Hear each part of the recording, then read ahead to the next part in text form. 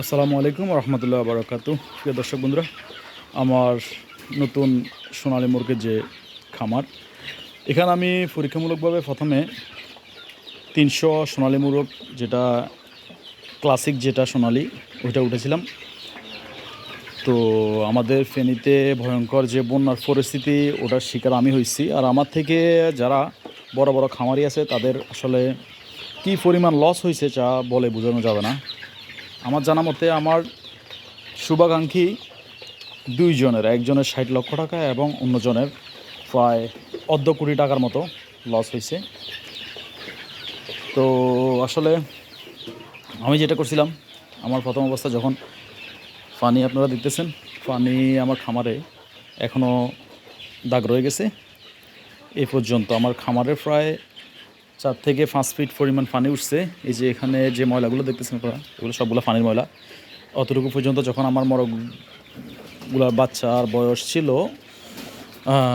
30 থেকে 35 দিনের মতো এরকম।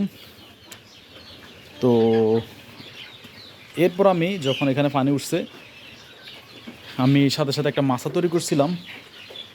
যেমন এই মাছাটা আপনারা যে দেখতেছেন, এখানে আমি কিছু লার্কি রাখার জন্য রাখছিলাম। তো আমার মোরগগুলা যেগুলা বাচ্চা, ওগুলা সবগুলো এখানে রাখি দিছি। এরপরে এখান থেকে যখন এটা পর্যন্ত ডুবে গেছে, এরপর আমি এখানে মই দিয়ে, উপরে টিন দিয়ে আমার মোরগগুলাকে এখানে রাখছিলাম। আপনারা যেমনটা দেখতেছেন ভিডিওতে, এখানে মই দিয়ে মোরগগুলো টিনের উপর থাকতো। তো টিনের উপর থাকার ফলে যখন এখানে 3 থেকে 4 ফুট পানি ছিল, তো আমার মোরগগুলা যখন খাদ্য বা রাত্রেবেলা লড়াচড়া করতো, পানিতে পড়তো, আর যেটা পড়তো সেটাই মারা যাইতো। তো এভাবে আমার 300 মোরগ থেকে এখন বর্তমানে আলহামদুলিল্লাহ 120 পিসের মতো মোরগ এখনও টিকে আছে। আপনারা যেগুলো দেখতেছেন, এগুলা প্রতিকূল পরিবেশের সাথে যুদ্ধ করে টিকে আছে। আলহামদুলিল্লাহ, আল্লাহ যদি চাইতো সবগুলো নিয়ে যেতে পারতো, কিন্তু আলহামদুলিল্লাহ, আল্লাহর কাছে লাখ লাখ শুক্রিয়া, তারপরও বাকি মোরগগুলা এখনও সুস্থ সবল আছে।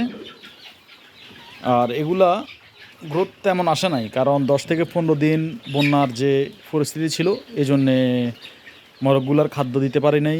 প্লাস হচ্ছে যে খাদ্যগুলো দিছিলাম, আমার যে খাদ্যগুলো নষ্ট হয়েছিল, ওই নষ্ট খাদ্যগুলোই আসলে এগুলো খাই, মোটামুটি টিকে রয়েছে এখনও আলহামদুলিল্লাহ। তো আপনারা দোয়া করবেন, আর 10 থেকে 20 দিনের পর এই মুরগিগুলো বিক্রির উপযুক্ত হবে। তো আল্লাহ যা রেখেছে আলহামদুলিল্লাহ। তো সবাই দোয়া করবেন, এবং কি আপনারা খামার করার আগে অবশ্যই সাবধানতা অবলম্বন করবেন, কারণ বর্তমান ওয়েদার খুব খারাপ। তো সবাই ভালো থাকবেন, আর খামারিদের জন্য দোয়া করবেন, খামারিদের পাশে থাকার চেষ্টা করবেন। বর্তমান পরিস্থিতি তাদের মন মানসিকতা অনেক খারাপ। তো সবাই 5 ওয়াক্ত নামাজ পড়বেন, ভালো থাকবেন। আসসালামু আলাইকুম রহমতুল্লাহি ওয়া বারাকাতুহু।